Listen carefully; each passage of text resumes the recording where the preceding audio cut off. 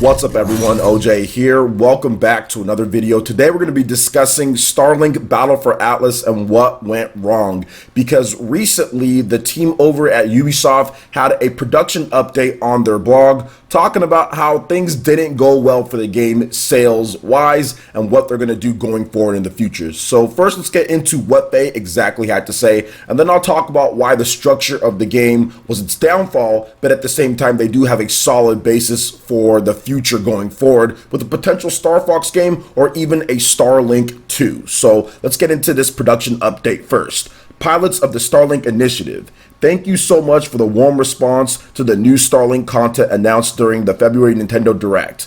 With the announcement of new content arriving this April, we felt that it is important to provide an update on the topic of physical toys. Starlink Battle for Atlus has been a passion project for us from the start, and we are incredibly proud of the modular starship technology we have developed and how well players have responded to it. Despite the immense and continuous support from our players, the sales for Starlink Battle for Atlus fell well below expectations. Consequently, we recently made the decision to not release any additional toys for the spring update and in the future.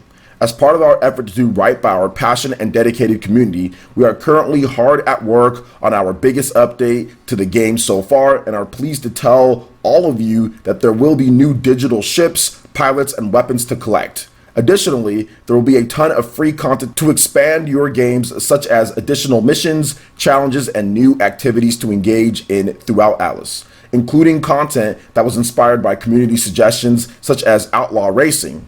We're very grateful to the support we've received from players around the world and can't wait for everyone to get their hands on our next big update launching this April. We'll see you in the stars, Starlink development team. So let's talk about this just a bit. First of all, I like them being transparent with the consumers out there. I like them saying, hey, look, we had a sales goal, we didn't reach it, and we've decided to cut off this operation, which is probably an expensive part, which is making these toys in production and everything. And I think that their passion kind of got the best of them, and a little bit of corporate greed got the best of them as well, because the reason why Starlink didn't meet sales expectations is because, one, the Toys to Life genre is dead, and it's been dead for multiple years now, and they're getting into it at this point. They felt since they have the market to themselves, they can possibly kind of break away there, but people don't like Toys to Life. A lot of people were very skeptical about Toys to Life. They like what they're seeing on the screen in terms of content and gameplay, but the Toys to Life thing just really scared them. And when the game did come out, that's exactly what happened, because if you buy the most expensive physical version of Starlink Battle for Atlus, so you go to the store, you buy the most expensive one with Fox, which is what everybody wants. They want Fox, they want the R-Wing. You don't even get the rest of the content in the game. And the structure of this game is what killed it. Because even when you buy that expensive $90 or $80 something whatever package, you still don't get everything to play the game. Games are usually $60, right? You're spending an extra 20 or whatever for the things in the game, and yet you don't get all of the content in there. And that's the problem with the structure of the game. The structure of the game has you going to certain places where you need combinations of weapons, and even if you bought that expensive Fox version of the game, you don't have those combination of weapons. This game would have been ridiculously more successful if they simply didn't have the greed to make you buy more even after you bought the Star Fox package. And that's another big problem. A lot of Nintendo Switch gamers, they like physical games. Yes, digital is great and all that, but they wanted the Star Fox R-Wing and everything like that. But unfortunately, if you want to get that, not only do you have to buy the physical version, but then you also have to buy everything else if you want the rest of the content. To experience Starlink in its fullest, you have to spend way too much money on combinations of guns and everything to get to certain parts and access levels or access content in the game. And that is unacceptable when you're talking about spending $90 or whatever in the first place. But it's super cheap now. But even then, you don't get everything in the game. That's the whole point. It was above $60 and you don't get everything. And people are just so wary of these Toys to Life. It looked very cumbersome by using the Joy-Cons and attaching that thing to it, although you don't have to do that. Once you get it, you can scan it in and then you can just have it there. You don't have to have the toys attached to your Joy-Con grip or anything. But at the same time, I just think that there were so many miscues with the structure of the game. I feel what they personally should have done. I'm not just going to sit there and rail on them and not tell them what they should have done. What they should have done, and if the Starlink team is watching this video, which I hope somebody from there gets to watch it, I think going forward, this can work. This concept, this basis, what you guys have here is actually really good. The Snowdrop engine is a great engine for making a variety of different types of games. Starlink is smooth on the Nintendo Switch. It looks great. It runs great on the Switch. So basically, take that base right there and continue to do your different Starlink stuff. But I think that you should just get everything in the base package of the game. That's the biggest thing here. Don't lock stuff off behind different weapons and DLC and all of that. I don't think they have the cred to do that at this point. Starlink is a brand new IP. This isn't a tried and true franchise. Yes, you guys got Fox in there, which is fantastic, and that's great, but you don't get everything when you get Fox. So that's a problem for many gamers out there that are very conscious about what they spend their money on, especially on the Switch, because there's just so many different first-party games and titles to pick up. People aren't going to be so willing to spend that price on there, and especially even if you lower the price of it, you still have to buy like the digital stuff in the game. It just seems like a hassle. A lot of Nintendo Switch gamers want to go buy the cartridge, put the cartridge in there, download an update if they have to, but not whatever. Just put the cartridge in there and play the game. Or even if they're buying digital, they don't want to have to go through all these hoops and hurdles in order to experience this game. And that's what Starlink Battle for Atlus is at the end of the day. There's too many hoops and hurdles.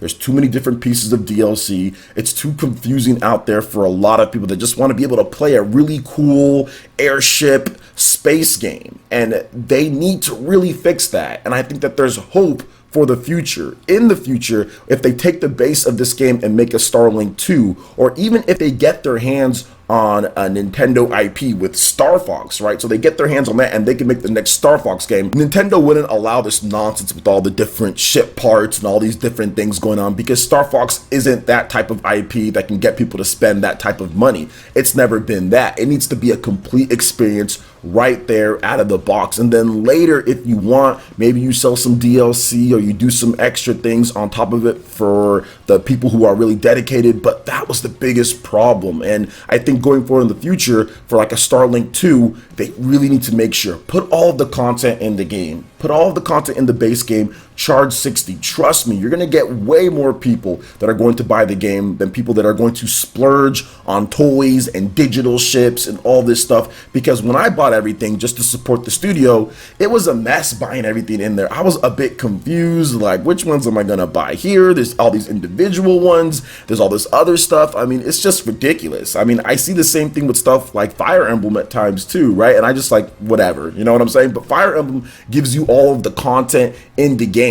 In the base game, you can access pretty much everything. It gives you all of that content, and you don't have to have this certain combination of DLC characters or something like that in order to access this place or whatever. And that's the biggest problem with Starlink Battle for Atlus. That's the biggest problem with that game, but they can fix it. They can fix it, and this can be a successful franchise. This can be a successful franchise on the PS4, Xbox One, Nintendo Switch, PC, wherever else they decide to bring it to. I know maybe going forward in the future, if there's a Starlink 2, PS5, next Xbox, Switch Pro, Switch Mini, whatever the case is, you know. But for me, I think that this can be a successful franchise if they follow the basis of just what they're doing, include all of the content, and look at all the stuff that they're adding in here. I love what they're doing, continuing to add content in there. It looks like there's going to be a lot of cool stuff, but something that scares me even about this post right here, they say, oh yeah, we're going to have free content. That's great, but then they're also going to add digital stuff, new ships, pilots, and weapons to collect. So that stuff seems like it's going to be paid. So they're not learning from what happened. All they're doing, it seems like, now we have to wait and see, we have to look at the prices and everything like that, but it seems like they're still going to do the same structure of releasing the DLC with ships and all that. Instead of doing it to where like you unlock those in the game, they're still going to do all that, but then just give you some free content to try to offset that, which I don't think that's the right course of action for this game, because it's a new IP. To have so much DLC like this, I don't think it's the right idea. And hopefully they give you some of those ships and they give you some of those items for free, or you can unlock them in the game. Ubisoft, please listen to me when it comes to this game, Starlink. It seems like this isn't going to get a sequel. That's what it seems like. And the only way that this game is going to continue as a franchise is if Nintendo saves it, right? I think that's the only way Starlink continues. This could turn into a Star Fox game. For the next Starlink game, it's probably just going to be a Star Fox game if Nintendo gets involved, or it's going to be a Switch exclusive, and a lot of this stuff is going to be wiped out, and they're going to put the content in the game. But listen, like this whole Toys to Life thing, where you need to be buying all this DLC stuff and all of it, it just reminds me of a really bad live service. You know what I'm saying? It reminds me of a really bad live service, and it's just one of those things to where gamers want to support you. Trust me, I've had so many people say, hey, is it worth it? Is it worth it? I'm not sure about these toys, and they're so hesitant. And I have to say, hey man, you kind of do need the toys for certain things, and like, it's not cool when that happens. It's not cool when that happens because people just want a complete experience. And unfortunately, Starlink did not offer that to gamers right off the bat. Even when you spent the most money, you still did not get your complete experience. And that's just horrible. That's not a good look for the company. But the game itself is great. The game itself is great. There are some issues with some variety when it comes to the mission structure, but I do love all the different upgrades and everything like that, and they're adding more content in. And the Star Fox stuff is genius. You have space dogfights, you have grounded kind of combat, not on foot, but you have grounded combat on there. It is a really cool and unique type of game. You don't see a lot of space games on the Nintendo Switch. There are barely any at all, like R-Wings and different ships and everything. It's cool, but the structure of the game unfortunately just killed this one. I think it would be very interesting to see how much this game sold on PS4 and Xbox One, because I don't think it really did anything at all. I think the Switch was probably the top seller on this one, because they even mentioned the February Nintendo Direct in there. I think they're kind of talking directly to the Nintendo Switch audience, who all went out and bought this game. But I saw this game for like 20 bucks at Best Buy. So I would say if you want to pick up this game, that's not a bad price for the Star Fox stuff. It can be a collectible later in the future too. You never know what's going to happen there. And then you'd still have to buy some of the digital stuff in there. And with this update, there definitely is going to be a lot more variation and content in there for players to enjoy. So I would say that it is worth it at that price with how discounted it is, but it still puts a bad taste in people's mouth. Even if they get it for cheap, it still puts a bad taste that they have to go back on the eShop and start buying other things instead of just unlocking weapons like normal. I personally feel, and this is just my opinion on this one, if this game had all of the content that they were planning in terms of, like, let's say future, right? We knew that we were going to get that for free updates, but they put all the ships and all the weapons and everything and just charged $60 for it, and didn't even have like the Star Fox R-Wing and all that you can have. Let's just say there wasn't any toys, and it's just a normal game. I swear this game would have sold millions on the Nintendo Switch. I think it would have sold a lot better on the Switch if they did that, but the structure of this game was just too bad when people started talking about it in reviews and everything, and I talked about it as well. It's very unfortunate they decided on the structure of the game, because that ultimately held it back and killed any type of way for this game to do better than it did. But I'm hopeful for the future because they do have a good basis. They have a strong player base of people, or not, I wouldn't say strong player base. I would say they have dedicated people who do like the game, and the game is good. Everyone says the game is solid, that it runs good, it plays good. There just need to be some more missions in there, some more variety, and they're bringing that to the game. So they have a nice groundwork to go off of for a Starlink 2. Just do the right thing, Ubisoft,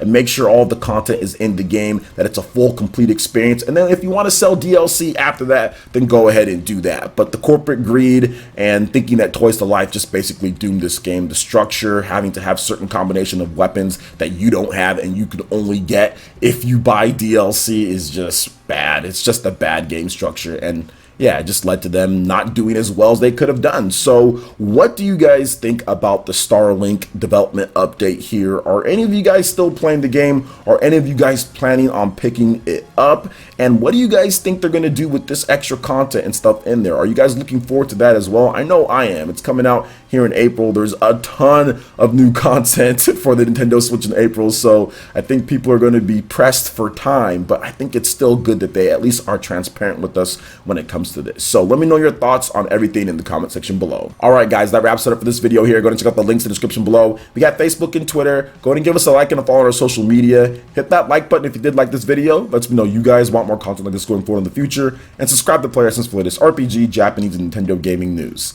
Thank you so much for watching, and we'll catch you guys for the next one. Peace.